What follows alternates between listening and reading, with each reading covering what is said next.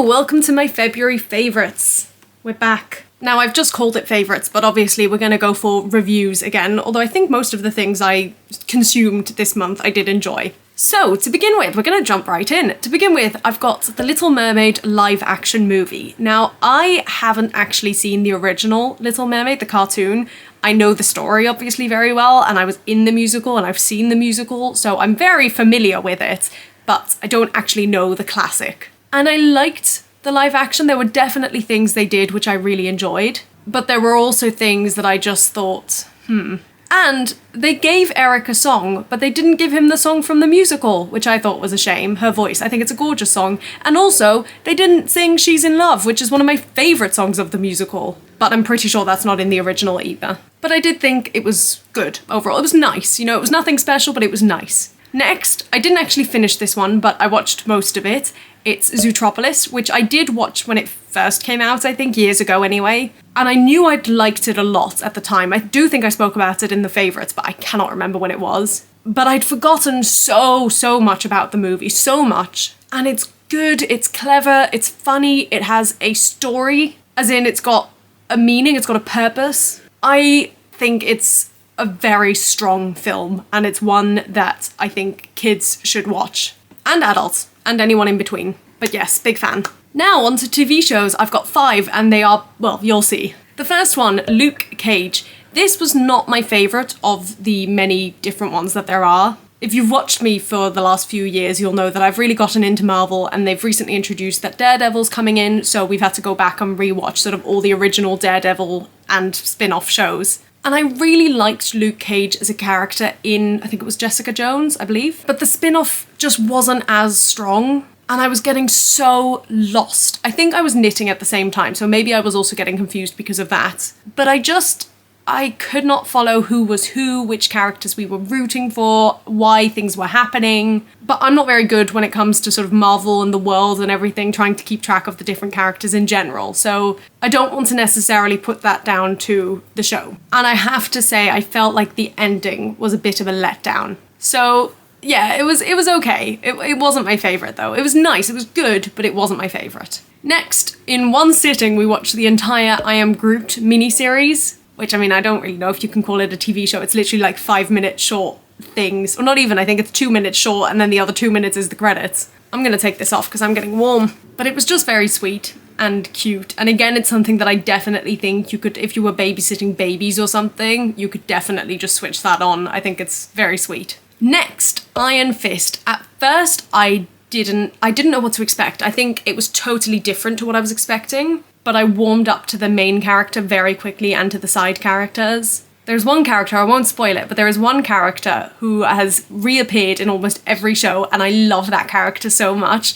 so I was very excited when they showed up in this show as well. And I definitely preferred Iron Fist over Luke Cage. I could follow the story a lot more. There were still things that really confused me. There were definitely moments where I was like, who is this? And actually I think it was the first few episodes I could really follow. Then there were a couple of episodes in the middle where I was like, I have no idea what's going on. And then by the end, I was like, oh, this makes a lot of sense. And it felt more human. I guess it felt more realistic than some of the other shows. I just really enjoyed it. And I really liked the character of the Iron Fist, Danny, whatever his name is. Then we watched The Defenders, which I really liked. And the reason I've got this reaction is because it was so short. It was only 8 episodes and only 1 season. And I just wish there'd been more. I feel like it wasn't fleshed out enough because you've got these wonderful characters all together in one show. And there just wasn't really much to it, I felt. I feel like they could have done more. So I did really enjoy it. I just wish there'd been more. And lastly, The Punisher. Now this one took us a long time to get through, simply because of our schedules. I'm watching all these with a friend, and at the moment we've got quite opposing schedules.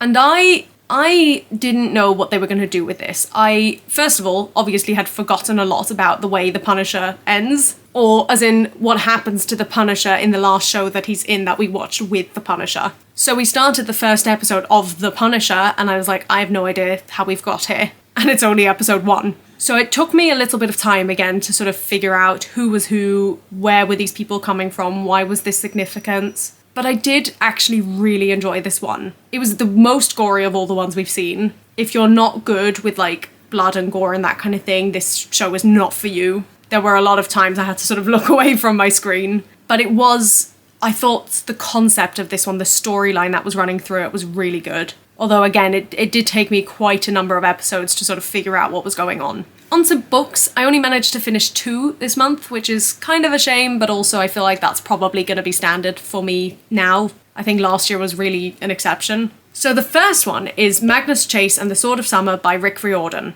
Even if I'm pronouncing his name wrong, I'm going to stick with it. When this first came out, I was really intrigued. As I mentioned last month, I think, I was a huge fan of Percy Jackson, the whole series. I read everything as they came out and I was a big fan. And I think when Magnus Chase came out, it was sort of just after the period of me finishing sort of my obsession with Percy Jackson. And I think part of the reason why I didn't read it at the time was because I wasn't ready to commit to another 14 book series that I was going to have to wait for because it was the first book. And I loved Percy Jackson, and I was actually able to follow all the characters and how they all sort of interlinked, but I wasn't prepared to sort of have to focus on all that again. But I really enjoyed it. It's young adult. It is more sort of simple than, adult books. But it's still got interesting characters, interesting storylines. You learn a bit. The thing was, when I read Percy Jackson, I already knew about Greek mythology. I was already a fan of Greek mythology.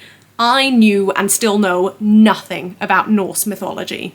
I think it's Norse. I don't even know. So I liked learning about different bits. Especially because I have watched, Thor and Loki and that kind of stuff, and I don't really understand the worlds in Marvel. I mean, I enjoy it thoroughly. They're some of my favourite characters, but I don't feel like I had as much of a grasp of the world, and now I feel like I'm starting to learn more about the different people and the significance and whatnot. And I've been waiting for the second one. It's just become available on my library app. I'm almost finished with the book I'm currently reading, so then I'll go on to the sequel of this book. But I enjoyed it. It was sweet, it was good, it was adventurous, it was just nice. And then the second book I read was sort of totally not even on the same, not at all on the same page.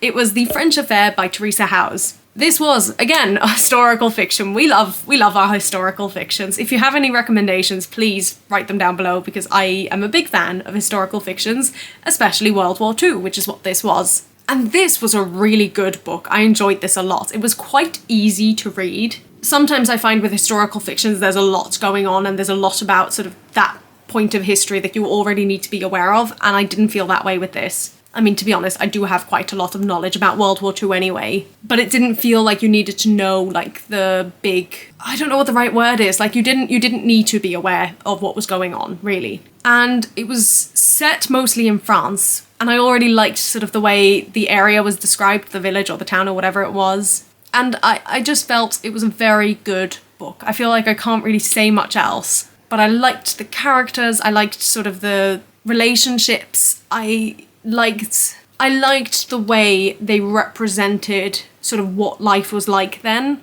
I just thought it was a very good book. On to plays, we've not had one of these in a while. It's The Merchant of Venice 1936, which I saw in London at the Criterion Theatre. I have made a vlog about this where I do speak about it a bit more, but obviously that's not going to go up for a little while. Although actually, it's not as long of a wait anymore. I knew nothing about The Merchant of Venice going in, except obviously that it was Shakespeare and that it was anti-Semitic. And I really didn't know what to expect, because I knew it was being set in Germany in 1936. So obviously I was like, I am so intrigued as to how they're going to play this. And I thought it was really well done. I thought it was, I mean, again, I've spoken about it more in the vlog. There were things that really worked, and there were things that didn't really. And I felt like especially the ending didn't really. And it was a shame because it was a really good ending. It just didn't link with the rest. But on the whole, I did think it was a very good play. So, would recommend. Next, we have musicals. And the musical I've got is The Little Big Things. I was so desperate to go see this before it closed, which it closed, I think, earlier this month, March. But the tickets weren't super cheap. It was very hard to get cheap tickets. I, again, have a vlog about this going up as well. Long story short, I managed to get really good seats for really cheap, relatively. I was blown away by this show. I was so moved.